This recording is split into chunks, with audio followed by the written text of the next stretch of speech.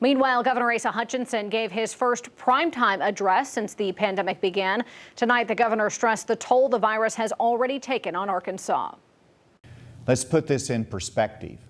Right now, this virus is one of the leading causes of death in Arkansas, but it is even more personal. Many of us have lost someone we care about. I have made the difficult call to express condolences to the families of some of those we have lost. The governor touched on several topics during his address. He said that he will be extending the emergency order through the end of the year. He also said that he does not plan on implementing any additional restrictions on businesses or schools.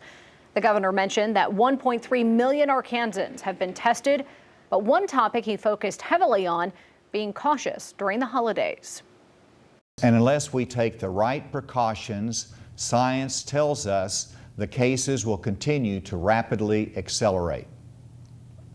We do not want to have a triple surge. Let me assure you that to those of the Christian faith, I have confidence Christ will understand a little deviation from the norm this year. And for our Jewish community or other faiths, the greatest joy would be the gift of safety to all the family. The governor also says if you do travel for the holidays, it would be best to get tested for COVID before and after your trip. You can find that statewide address in its entirety on our website, 5newsonline.com.